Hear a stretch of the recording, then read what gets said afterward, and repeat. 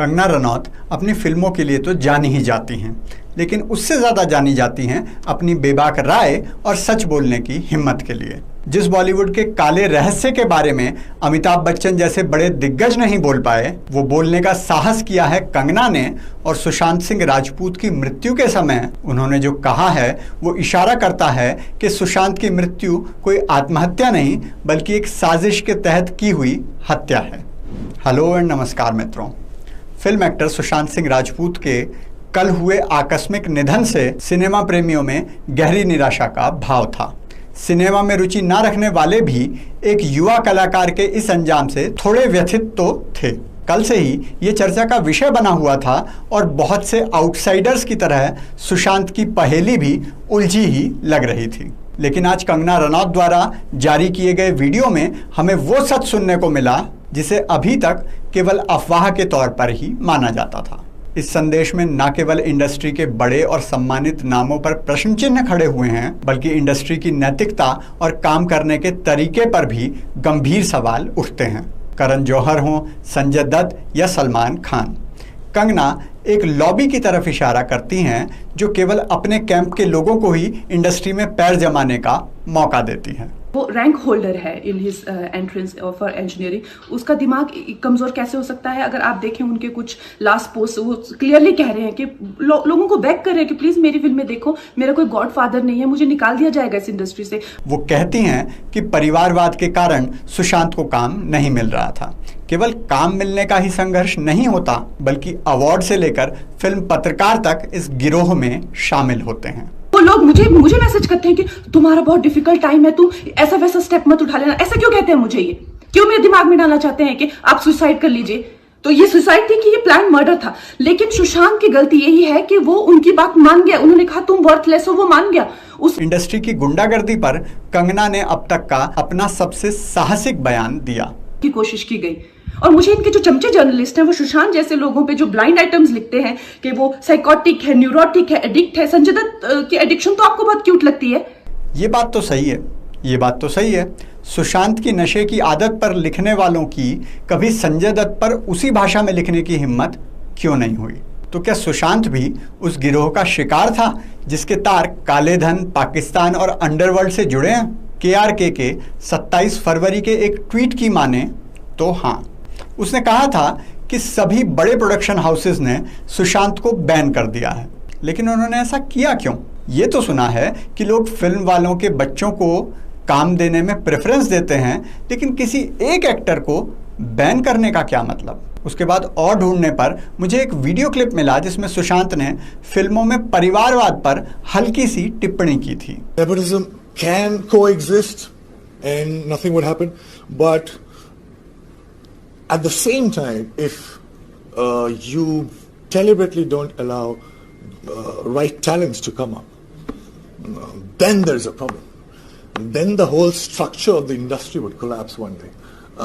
लेकिन ये कोई ऐसी बड़ी बात नहीं थी जिसके कारण काम ही मिलना बंद हो जाए। फिर एक और जानकारी मिली। 2017 की डेक्कन क्रॉनिकल की एक खबर मिली जिसमें बताया गया था सलमान खान सुशांत से नाराज हैं। अब क्योंकि सलमान खान दिल के बहुत अच्छे इंसान हैं और फुटपाथ पर मजदूरों और जंगल में काले हिरण की हत्या करने के बावजूद एक संत महात्मा हैं, तो उनके श्राप में तो बहुत जहर मतलब असर है। वो विवेक ओबेरॉय हो, ऐश्वर्या राय या फिर अरिजीत सिंह, जो एक बार भाई की नज़रों से गिर गया उसको उठने में समय तो लगता ही है। इसका कारण था सूरज पंचोली और सुशांत के बीच का विवाद। सूरज पंचोली भूल गए?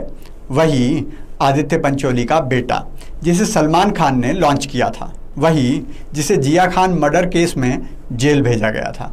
अब जेल गया है तो भाई की नज़रों में तो वैसे भी अपना हो गया ना। शायद दोनों एक ही जेल में गए हों।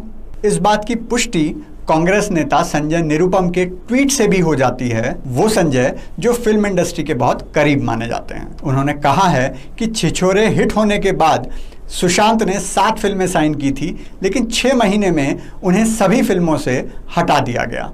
आखिर क्यों? पत्रकार सुशांत सिन्हा गौर करते हैं कि इन स्टार्स में से कोई भी सुशांत के घर या हॉस्पिटल नहीं गया। कोरोना की नौटंकी मत झाड़िएगा, क्योंकि ऋषि कपूर के वक्त भी कोरोना था पर गए सब थे। कुछ लोगों ने यह भी शंका जताई है कि कहीं आउटसाइडर होने के साथ साथ हिंदू होने के कारण तो सुशांत के साथ ऐसा नहीं हुआ। लेकिन इस पर प्रतिक्रिया मिल रही है कि सुशांत तो खुद सेक्युलरवादी थे, क्योंकि उन्होंने केदारनाथ जैसी लव जिहाद वाली फिल्म और पद्मावत के समय पर अपने राजपूत होने पर शर्म महसूस की थी। ठीक है, ऐसा हो सकता है, लेकिन सुशांत के सोशल मीडिया अकाउंट को देखकर ऐसा लगता नहीं है। बहुत कम ही एक्टर ऐसे होंगे जो अपने हिंदुत्व का प्रदर्शन ऐसे करते हैं जैसे सुशांत ने किया। कर्पूर गौरम करुणावतारम के साथ भगवान शिव की प्रतिमा लगाता है। उसकी डायरी में लिखा मिलता है कि वो छात्रों को सेना में भर्ती होने के लिए सहायता करना चाहता है। स्वामी विवेकानंद के ऊपर एक डॉक्यूमेंट्री बनाना चाहता है। कैलाश मानसरोवर पर बैठकर ध्यान करना चाहता है। हो सकता है पद्मावत के दौरान दिए गए इस बयान को किसी दबाव में दिया गया हो। अब ये सच तो हम शायद कभी पता नहीं लगा पाए, लेकिन जिस प्रकार का बहिष्कार फिल्म इंडस्ट्री में सुशांत का किया जा रहा था, वो कुछ सवाल तो खड़े करता ही है। याद रहे, सलमान खान ने सुशांत के बारे में मीडिया से बात करते हुए क्या कहा था? कौन सुशांत? मैं उसे लेकर फिल्म क्यों बनाऊंगा? इंस्टाग्राम की एक पोस्ट कम से कम इतना तो बता रही है कि सुशांत को इंडस्ट्री से निकालने का प्रयास किया जा रहा था। अपनी एक मित्र के कमेंट पर उत्तर देते हुए सुशांत ने लिखा था, अगर तुम मेरी फिल्म नहीं देखोगी तो वो लोग मुझे बॉलीवुड से बाहर फेंक देंगे। मेरा कोई गॉडफादर नहीं है। अगर तुम चाहती हो कि मैं बॉलीवुड में बचा रहूं तो कम से कम मेरी फिल्म तो देखो। सुशांत ने शनिवार रात 2 बजे के करीब 2 कॉल्स किए थे, एक रिया चक्रवर्ती को और दूसरा अपने मित्र एक्टर महेश शेट्टी को, लेकिन ये दोनों लोग ही उनका फ़ोन नहीं उठा सके। शायद सुशांत कुछ कहना चाहता हो। इस मामले की जांच तो होनी चाहिए और साथ ही जांच होनी चाहिए पिछले कुछ दिनों में सुशांत से मिलने या बात करने वाले लोगों की। हो सकता है कंगना जो आत्महत्या के लिए मजबूर करने वाली बात कह रही हैं उसमें कुछ आधार हो।